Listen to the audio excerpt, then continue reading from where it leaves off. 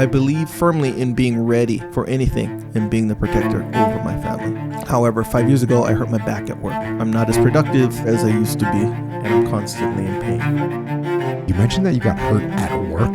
Did you get workman's compensation? There's mechanical things that can go wrong in your body that just need to get repaired. The first thing you start off with is hardcore physical therapy. And then eventually, if none of that works, eventually you go, okay, and you just have to get it fixed. This is the Jocko Underground Podcast, number 166, here to answer questions and provide guidance and various courses of action for situations and for life. Let's get into it. First question. Hey guys, what advice would you have in my situation? Early 30s, male with a young family, was always in great shape and have always worked labor/skilled labor jobs with only a high school education. I believe firmly in being ready for anything and being the protector over my family. However, 5 years ago, I hurt my back at work. I find out I have 2 herniated discs in my back, causing me severe sciatic pain down my leg, pain and stiffness in my lower back. There are days when I can hardly move. Some days are all right. Many, it's not. I just can't do half the things I used to. It's getting to a point where I'm no longer as strong as I used to be. I can't work out without causing a flare-up. I'm not in shape anymore. I'm not as productive in manual labor as I used to be, and I'm constantly in pain. Is this a situation where I just quote-unquote suck it up or pursue doctors to try to come up with the money to fix this issue? Or what would you suggest to get my life back and be able to become the man my family needs? If it helps, jobs and skills include hunting guide, automotive technician, farm work, heavy equipment mechanic, and sonic drill operator. Thanks. Well, pretty straightforward here. Sounds like you need to get some help. I had neck surgery. Mm-hmm. You've had 2 bicep surgeries. Have you had knee surgeries? Yes, sir. When did you get knee surgery? 1996. Oh, damn, long time ago. Back in the day. What kind? Full reconstruction. So ACL, MCL. Wait, MCL? What's the other? Lateral, LCL. How'd you hurt that one? Football. Check. You couldn't just suck it up? Well, yeah. So, I woke up one day and, I was actually training jiu-jitsu and I was rolling with my buddy Mark, and all of a sudden, out of nowhere, my arm just like started to hurt and felt really weak. And I finished the round and I was like, well, something's wrong with me. I woke up, went home, went to bed, woke up, and I couldn't move my right arm. Like it wasn't really moving. Moved it a little bit, but not really. Got a little better over the next couple of days, but it was weak. I couldn't do a dip. I couldn't do one dip. Not one. Just boom. Like there was no strength at all. And so went in. Yep.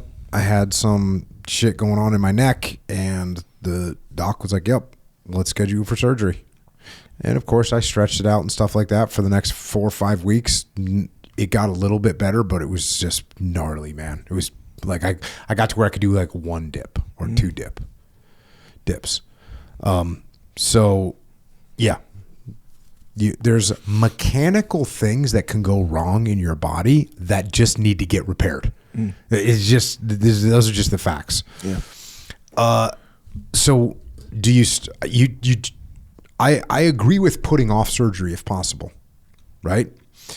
Now with nerve damage, it's a little bit different. So that's the situation with my neck. The doc's like, hey, listen, if you don't get this, if we don't do surgery, it may or may not improve, and it could get worse.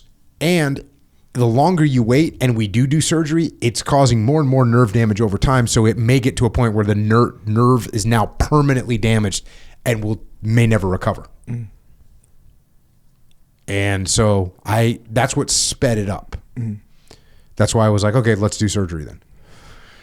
Oftentimes with injuries, especially with the back, with the neck, but with everything, with shoulders, with everything, the first thing you start off with is hardcore physical therapy, like very disciplined physical therapy.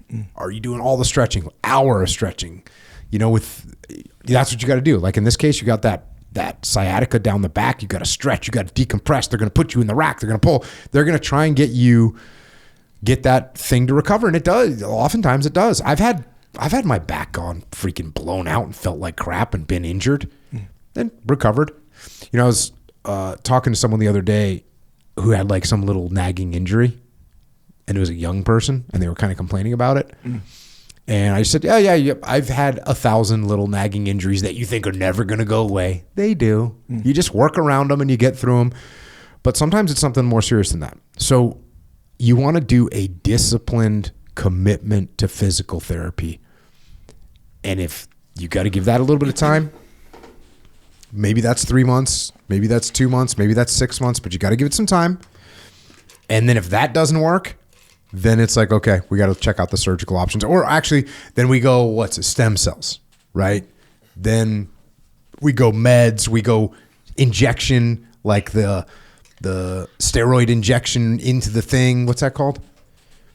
Cortisol, right into the cortisone, right into the spot. Like there's a bunch of steps you can take, iterative steps. And then eventually, if none of that works, eventually you go, okay, we have a mechanical issue in there. I've got a piece of disc or a piece of bone hitting the nerve. That's what it is. And it needs to get moved. It's just a mechanical issue.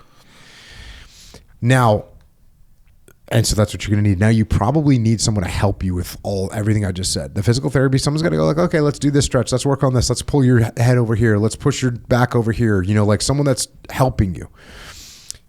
Now it sounds like from your question, you don't have insurance in your current scenario. You need to get insurance ASAP. Like you need to get insurance ASAP. You need to go and find an insurer and be like, yeah, I've been working for a while and I need to get insurance. And do it while you're as healthy as you can possibly be. As when you're as healthy as you possibly be, so that you don't red flag a bunch of pre-existing conditions. You see what I'm saying? Yeah. So you want to let this thing heal up a bit, then you go in there, yep, good to go. Let's get some insurance. That's what you need. And by the way, you mentioned that you got hurt at work. Like, what work were you doing? Did you get workman's compensation? Did you get this stuff documented? What was the company? Was it a big company? Like, you can't have permanent damage to your back. They should be helping you out here. So then you may be too late. You may have been getting paid under the table. I don't know. But there is a possibility there. But yes, get some insurance today. When you hear this, go find an insurance person. Be like, yep, hey, I haven't had health insurance. I want to get my family on a plan. I'm a third. And it's expensive, by the way. Like, I'm very lucky because I was in the military for 20 years. So my insurance is the U.S. military. But insurance is expensive. It's like a family insurance, $1,500 a month. Is that accurate, Echo Charles? Slightly more, yeah. Yeah, $2,000 a month. Like, it's a very expensive. Very expensive. When you have this kind of debilitating pain and suffering, it's going to be worth it.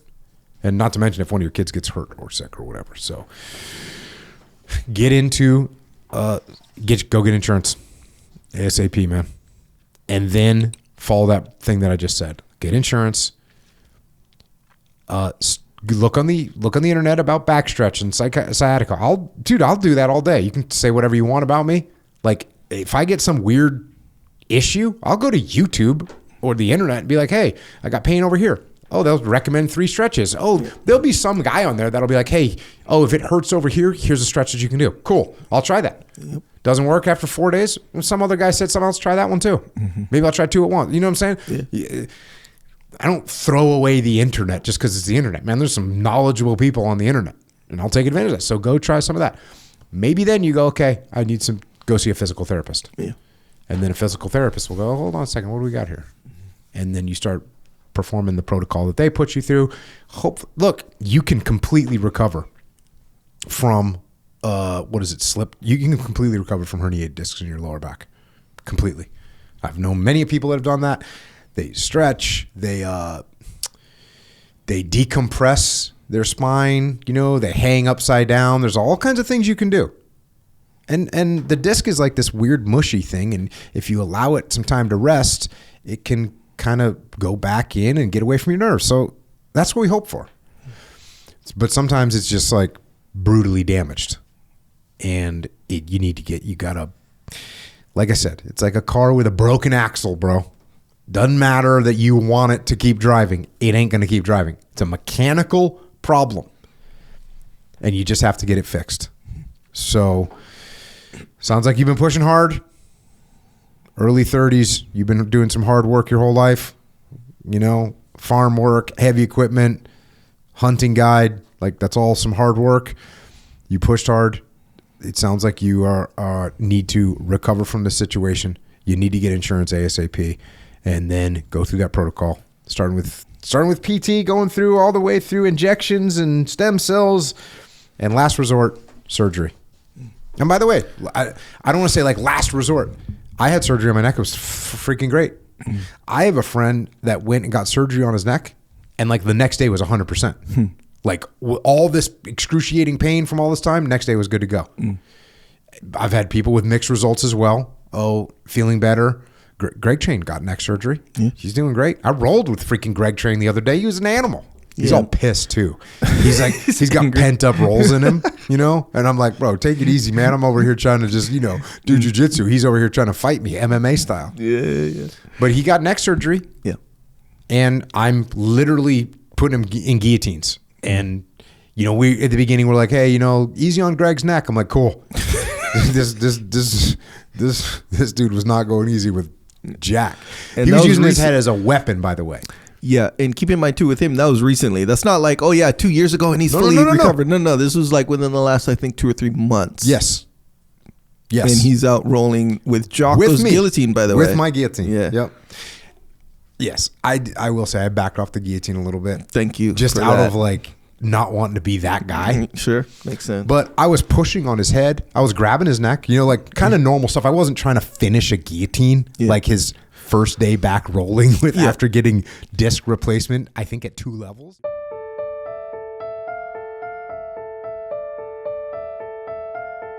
That is a little excerpt of what we are doing on the Jocko Underground podcast. So if you want to continue to listen, go to jockounderground.com and subscribe. And we're doing this to mitigate our reliance on external platforms so we are not subject to their control. And we're doing it so we can give you more control, more interaction, more direct connections, better communications with us, strengthen this legion of troopers that are in the game with us. So thank you. It's jockounderground.com. It costs $8.18 a month. And if you can't afford to support us, we can still support you. Just email assistance@jockounderground.com and we'll get you taken care of. Until then, we will see you mobilized underground.